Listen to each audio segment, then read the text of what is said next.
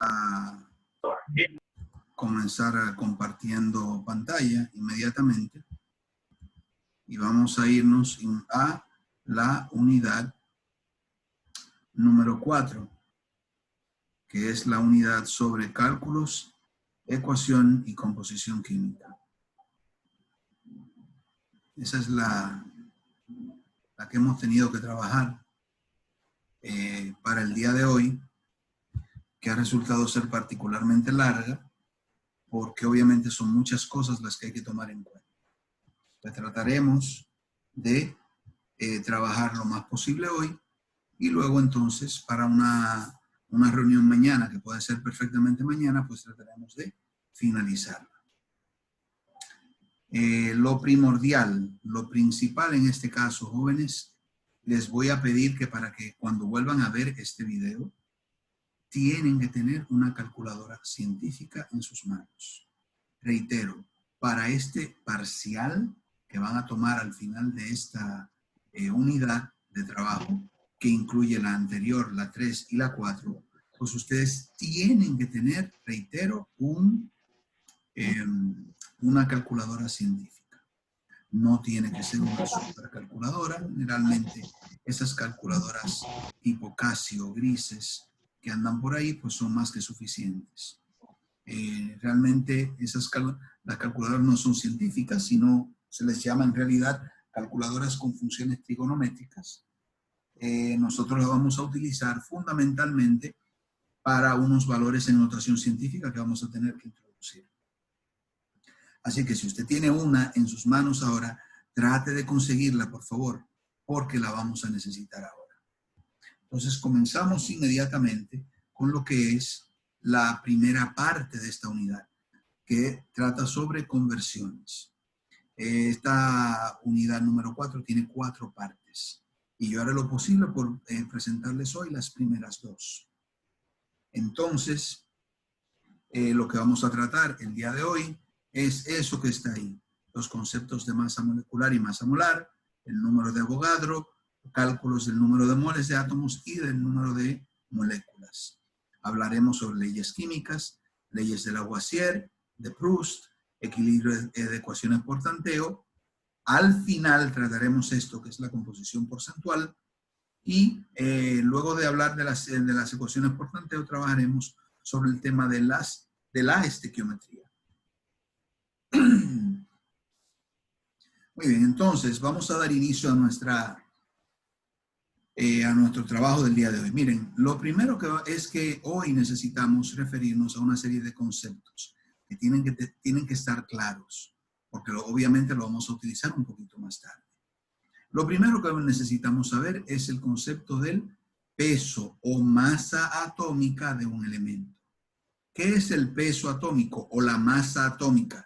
Reitero, son dos términos, son sinónimos, peso atómico y masa atómica.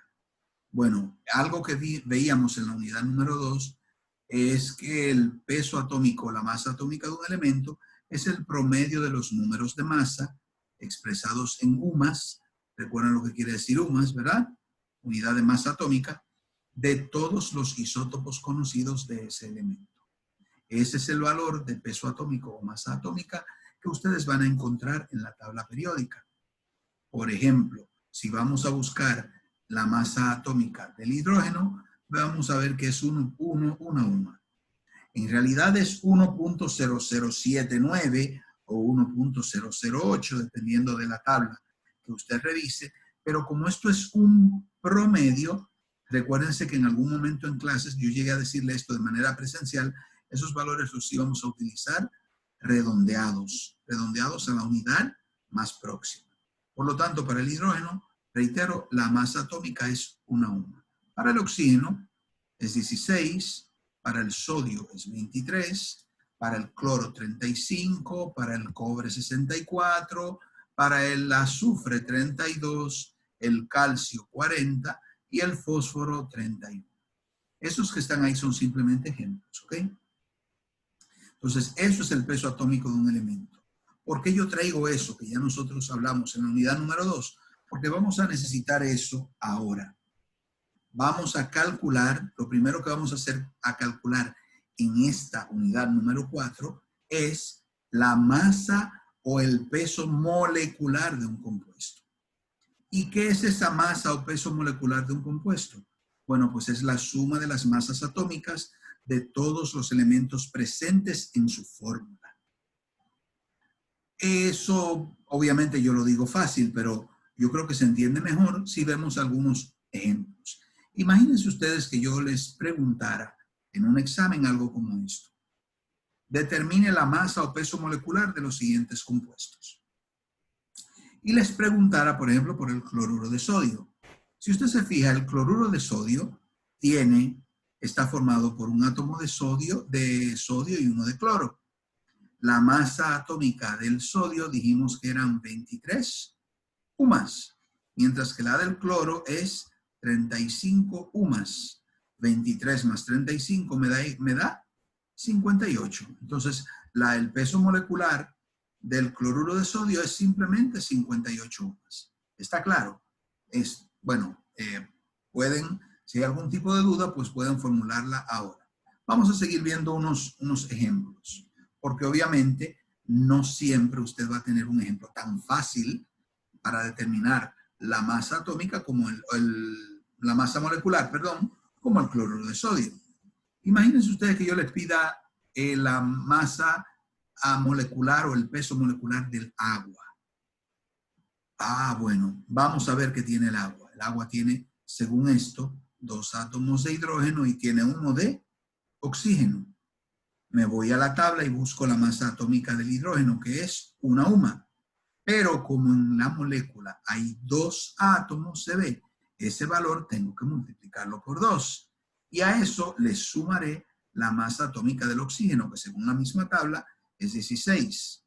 Entonces, cuando yo diga 1 por 2, me va a dar 2 más 16, 18 UMAS. Esa sería la masa atómica para el agua. Sulfato de cobre 2, este que está aquí. ¿Cuál será su masa atómica? Bueno, sencillo. Me voy a la tabla, busco la masa atómica del cobre, que es 64, busco la masa atómica del azufre, que es 32, y busco la masa atómica del oxígeno, que es 16. Pero este 16, primero hay que multiplicarlo por 4, porque dice que está 4 veces. Hay 4 oxígenos en una molécula completa de sulfato de cobre 2. Cuando yo sume 64 más 32 más 16 por 4, que me va a dar 64 más, en otras palabras, esto sería 64 más 32 más 64. Eso me va a dar en total 160 UMAS. Pero, para serle sincero, es muy probable, muy poco probable, diría yo, que el compuesto, si alguna vez usted ve algo como eso en un examen, que le pregunten la masa o peso molecular del agua o del cloruro de sodio. Por ejemplo, si el examen lo hago yo, y créanme que lo voy a hacer yo, lo más probable es que yo les pida, ¿saben qué? La masa molecular de un compuesto como ese. El famoso sulfato de calcio. Fosfato de calcio. El fosfato de calcio.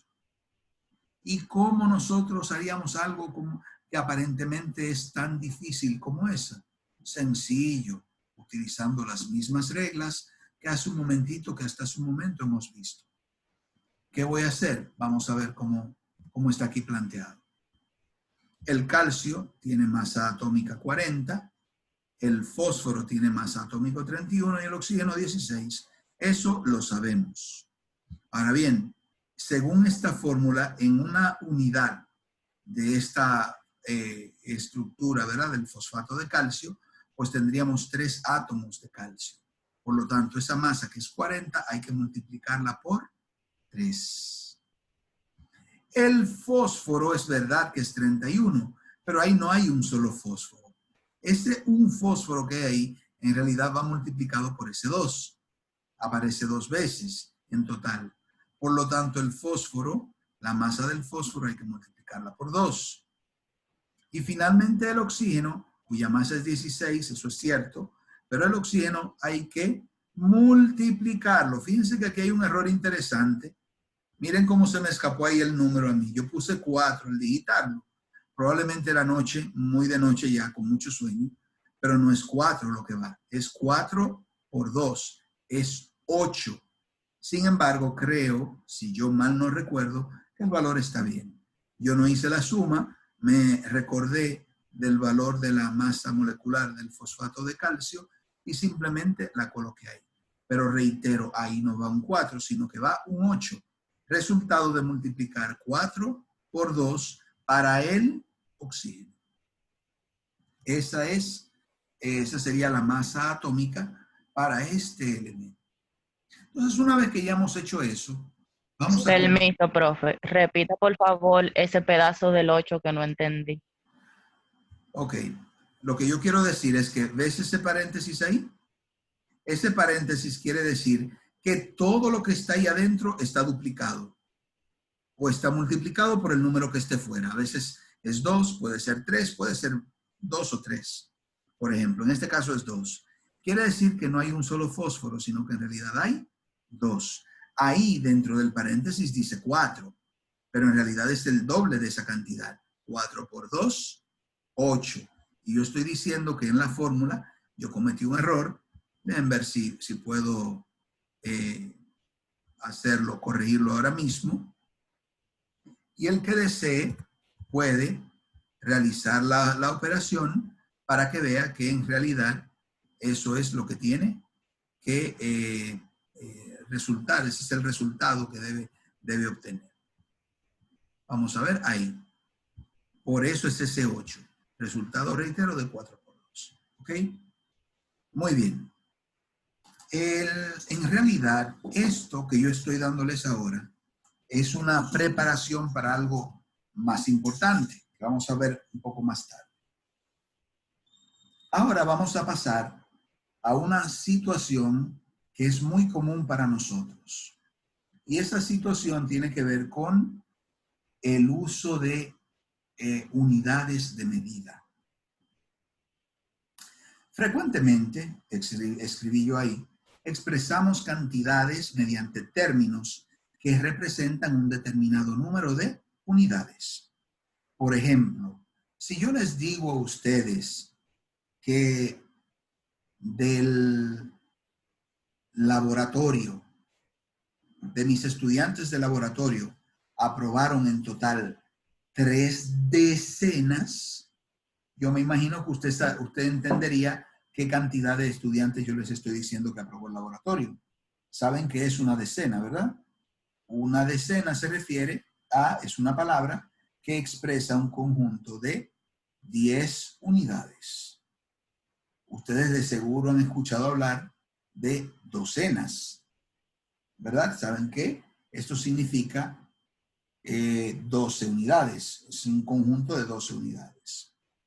Seguro han escuchado hablar de cientos de unidades. Saben que obviamente el término ciento pues significa simplemente eso, un conjunto de 100 unidades o de miles de unidades o gruesas. ¿Sabe alguien qué es una gruesa?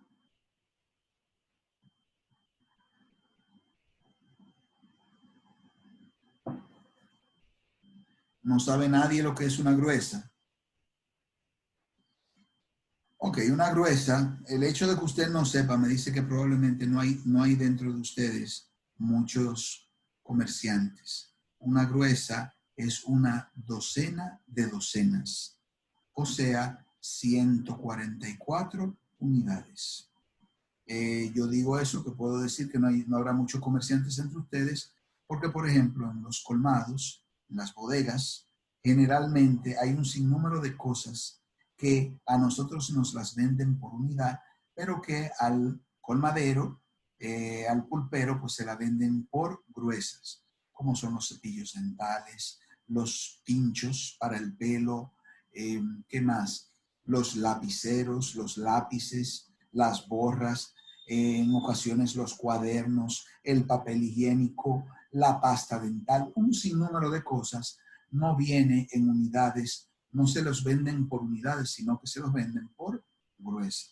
Entonces, estos que están aquí son ejemplos de una serie de términos que nosotros utilizamos para representar cantidades. Eso es algo común en el lenguaje usual nuestro. Entonces, los químicos tenemos una situación muy difícil. ¿Sabe por qué? Porque usted puede usar decenas, docenas, cientos, miles y puede usar la palabra gruesa o puede usar la palabra libra también. El pan, por ejemplo, ahora que lo pienso, probablemente ustedes saben que el pan se vende por libra, entre comillas. O sea, los panaderos venden a los detallistas el pan por libra, pero estas libras no son 100, no son 16 onzas. Esas libras o esos términos se refieren a un cierto número de panes, no sé si son 8, 10, 12, una cosa así, pero le llaman de esa forma. El detalle es que ustedes se den cuenta que en el lenguaje común usual nuestro, pues nosotros utilizamos términos para representar cantidades. Y les decía entonces que los químicos tenemos una situación un poquito difícil. Y es que los químicos trabajamos con partículas que son muy pequeñas. Y a veces, aunque usted no lo crea, es necesario contarlas, contabilizarlas. Pero ¿cómo usted cuenta partículas tan chiquitas? Peor aún, ¿cómo usted cuenta números tan grandes? Porque imagínense ustedes si yo les pusiera como un trabajo como su examen final, el determinar cuántos granos de arena hay en un saco de 125 libras de arena. Es decir, ¿cómo uno lo hace? ¿Cómo uno pudiera determinar esto? Obviamente, contarlo granito a granito no es práctico. Debe haber una forma. Y generalmente esas formas son maneras indirectas de expresar estos valores, es decir, estos posibles valores. Pero los químicos tenemos esas dos situaciones. En primer lugar, trabajamos con partículas muy pequeñas y en segundo lugar, también necesitamos, como utiliza el resto del pueblo, como utilizan los demás científicos, los ingenieros o como utiliza la gente común, utilizan palabras para representar cantidades. Nosotros también las necesitamos. Y tenemos un término muy importante en química, que es el que vamos a ver ahora. El término es, vamos a ver, ese término es el mol. El mol es una unidad básica de cantidad de materia. El mol en química no es un centro comercial. El mol en química se define como un número de Avogadro de partículas unitarias o unidades elementales. Cuando yo dije partículas unitarias o unidades elementales, quiero decir átomos o moléculas de una sustancia. Así como usted habla de cientos refiriéndose a 100 unidades, también hablará de miles refiriéndose a conjuntos de 1000 unidades, o hablará de decenas, docenas, como ya dijimos anteriormente. Pues nosotros en química tenemos una palabra y esa palabra, reitero, es el mol. Ahora bien, un mol también, esto es aparte, eso es una definición accesoria, secundaria. Un mol también se define como el número de átomos contenidos en 12 gramos de carbono 12. Fíjense estas sustancias que están ahí, estos 3 bloques de madera no, pero estas 2 y 3 aquí, lo que queremos representar ahí, o lo que el autor quiere representar ahí, para ser más exactos, es que en las 5 muestras de materia hay un mol de cada una de esas sustancias. ¿Y qué es ese mol? Reitero, un número de Avogadro, pero un número de Avogadro.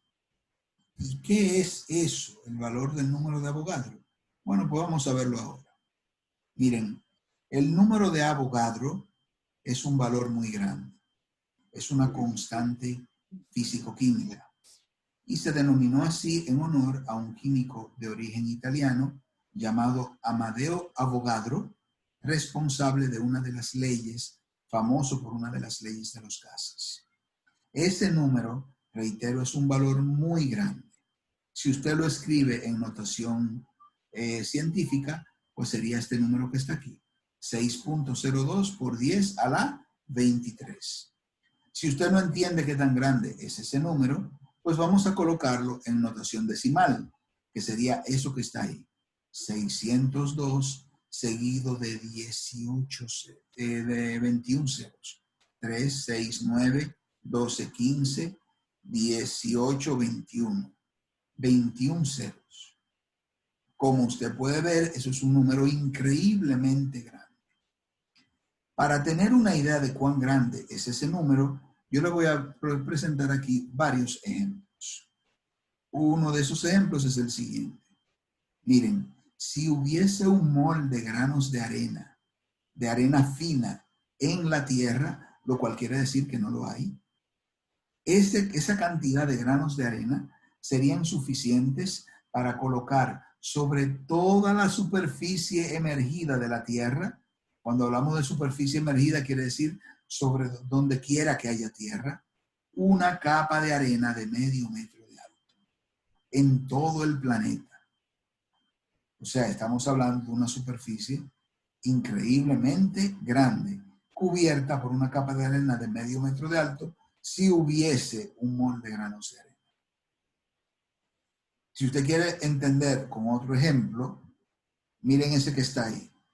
Si hubiese un mol de seres humanos, que no lo hay, se necesitarían un poquito más de 75.000 millones de planetas, cada uno con la población actual del planeta Tierra, que es ese número, alrededor de 8.000 millones de habitantes, para poder acomodarlos.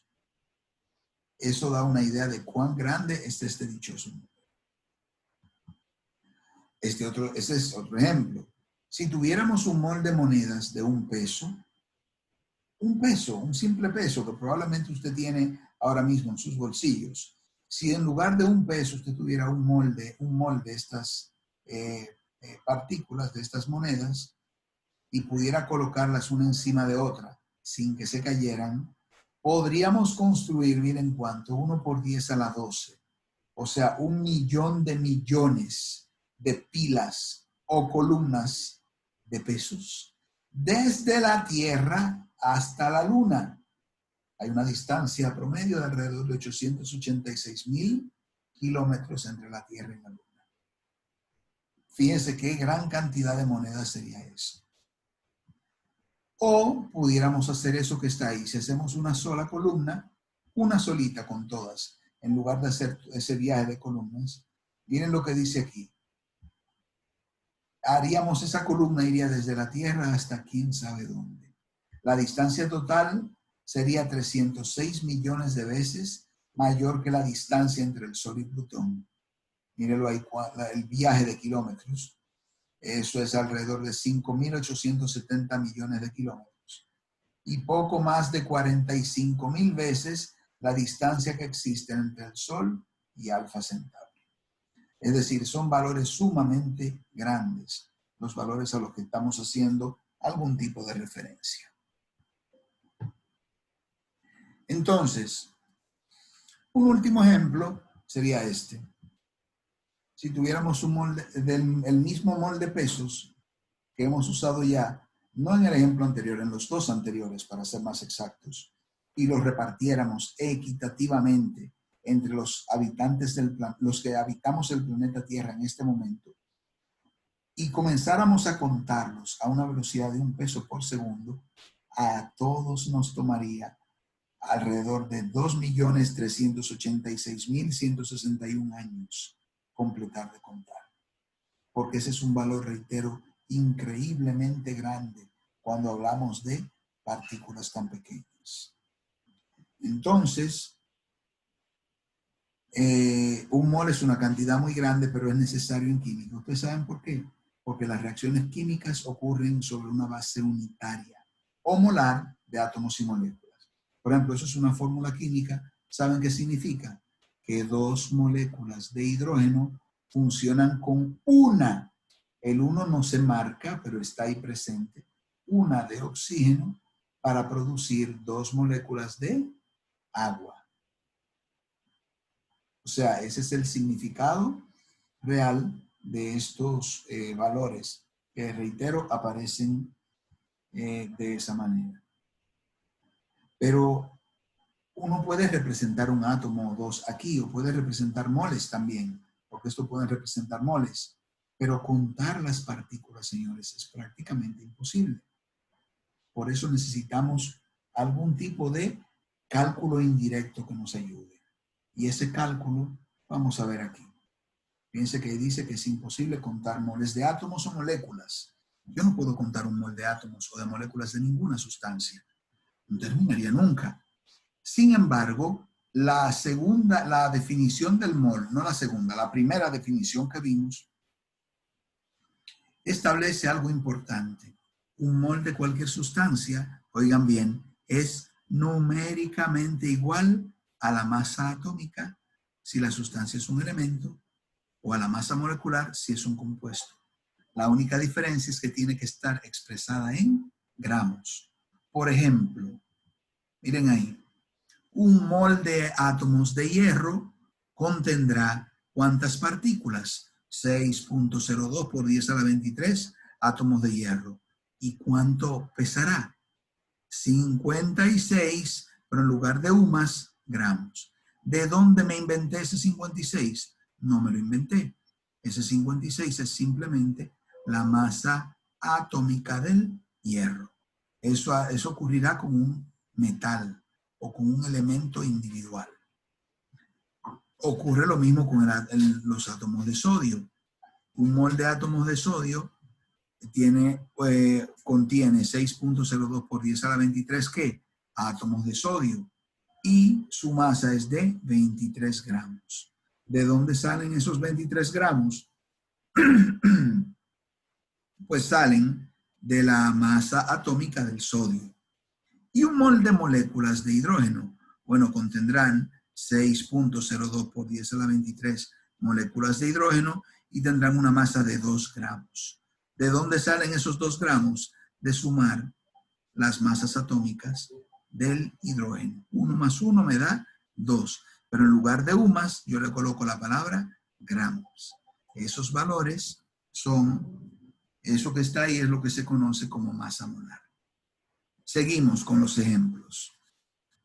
Un mol de moléculas de cloruro de sodio. Fíjense que el mol de moléculas siempre contiene el mismo número de partículas, 6.02 por 10 a la 23.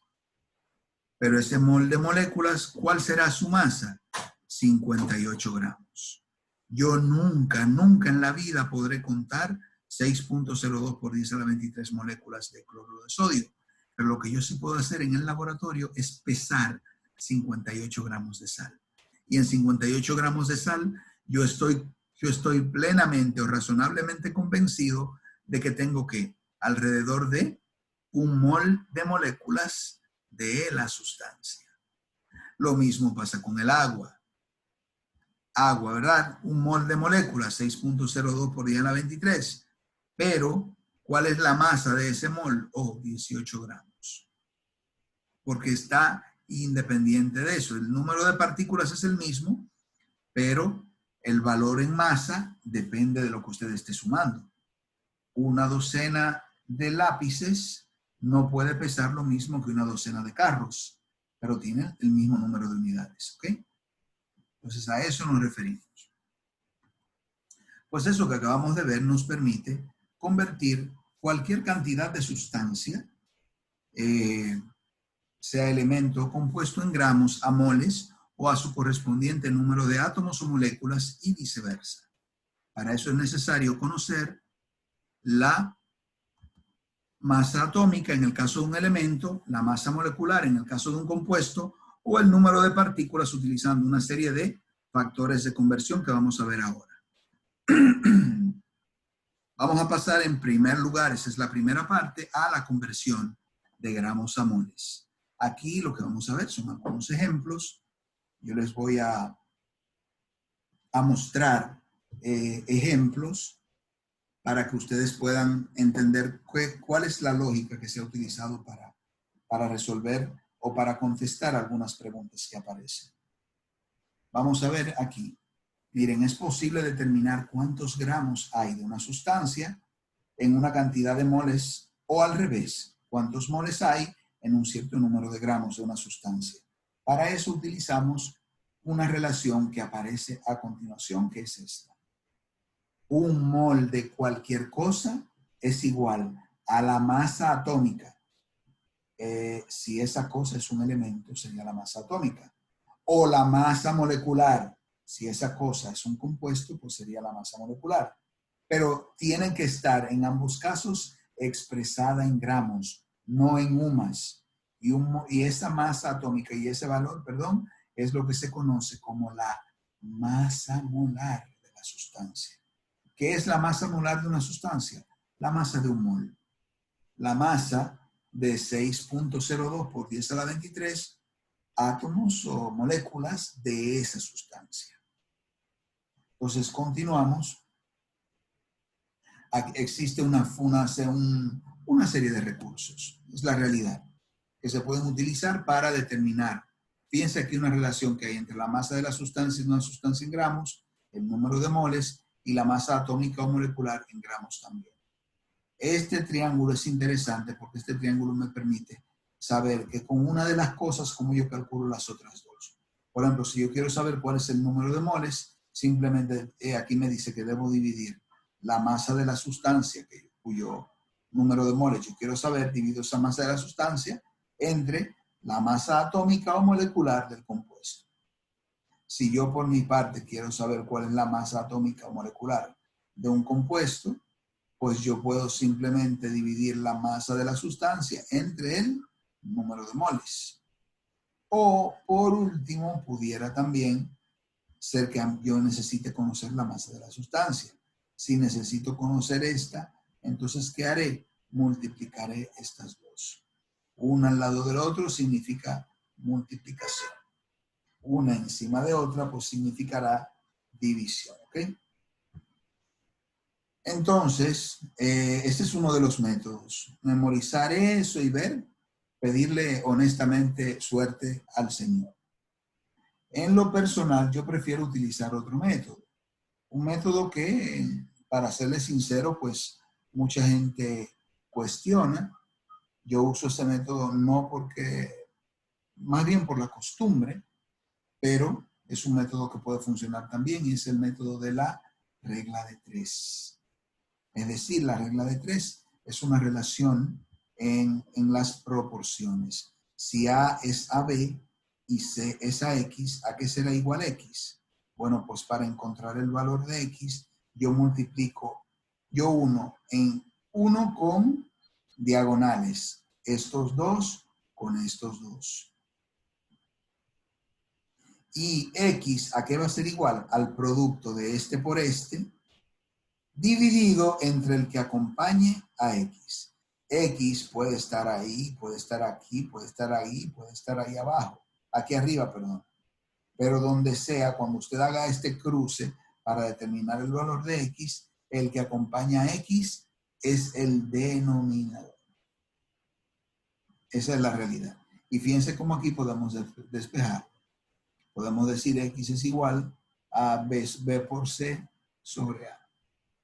Esa es una forma de hacerlo, que es la que yo voy a estar mostrándoles en el resto del tiempo que tenemos ahora. Esa es, mírenlo ahí también, la regla de 3 es simple y es directa y puede ser obtenida, puede simplificarse de la manera en la que aparece ahí. 5 es a 2, como X es a 7.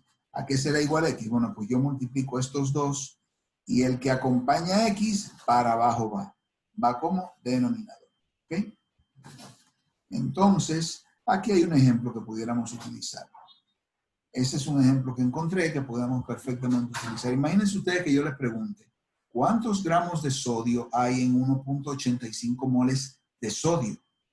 Les aclare que la masa atómica, o mejor dicho, la masa molar del sodio es 22.98 gramos. Entonces, ¿qué yo voy a hacer? Como esa es su masa molar, yo voy a decir un mol de sodio es igual a 22.98 gramos. Si un mol de sodio es igual a este número de gramos, 1.85 moles de sodio, ¿a cuántos gramos equivaldrán? Aquí yo puedo colocar mi X. Y yo veo claramente que el resultado me dice que yo voy a tener que multiplicar este valor por este de aquí y dividir el resultado entre este de aquí. Dividir entre 1 no me cambia el valor numérico, pero ustedes pueden ver que divido entre 1 para cancelar unidades y para que me queden las unidades que yo quería. El resultado es 42.51 gramos de sodio. Y fíjense que tiene sentido, porque si un mol de sodio es 22.23, 2 moles de sodio serían el doble, 46. Bueno, pues 1.85 está cerca, 42.51. Esa es la lógica que subyace debajo de esta prueba, de este valor. Vamos a ver un ejemplo de conversión. Espero que podamos ver por lo menos este ejemplo antes de que se nos termine el tiempo. Cuando el tiempo termine ya no vamos a volver a entrar. Vamos a volver a reunirnos entonces mañana más o menos a esta misma hora. Y los dos videos que hemos grabado hoy, pues los voy a subir tan pronto pueda. Es un proceso relativamente largo por una serie de cosas que no viene al caso mencionar, pero para que no lo esperen inmediatamente, ¿ok? Entonces veamos un ejemplo de conversión, como ya les decía. Imagínense que alguien me pregunte cuántos gramos hay en 0.8 moles de cloruro de sodio. Lo primero que hago es encontrar la masa molar del cloruro de sodio. Me voy a la tabla, sé que el sodio es 23, el cloro es 35, la suma me da 58. Entonces la masa molar será 58 gramos, no unas, ¿ok? El siguiente, yo voy a escribir esto como una expresión. Yo voy a decir, un mol de cloruro de sodio son 58 gramos. Eso yo lo sé de esta parte de aquí. 0.8 mol de cloruro de sodio, que es lo que me están dando, será igual a ¿qué? A X. Yo multiplico 0.58, perdón, 0.8 por 58, y lo que me dé lo divido entre 1. Y ahí obtengo el valor numérico de la respuesta, que será 46.4 gramos. Entonces vamos a dejar el asunto de las conversiones ahí para dar tiempo a que ustedes lo vean, porque apenas nos queda un minuto y algo. Y como ya les dije, pues tengo una reunión programada para más tarde, en la que no soy el anfitrión. Por lo tanto, no puedo disponer del tiempo como yo quisiera en este caso. Si hay algún tipo de pregunta, les agradeceré que la formulen por el chat o que en su defecto me la formulen mañana cuando iniciemos la última parte de esta práctica. ¿Hay alguna pregunta breve que quieran hacer en el minuto que nos queda? Vamos a ver. ¿Pregunta de alguien interesado en preguntar? Bueno, no veo a nadie. Cualquier cosa, reitero, entonces ustedes me lo hacen saber. Ya sea en el chat o puede ser perfectamente trayendo sus preguntas mañana. Que con mucho gusto yo les explicaré en la forma en la que podamos. Jóvenes, pasen entonces un feliz resto de la tarde.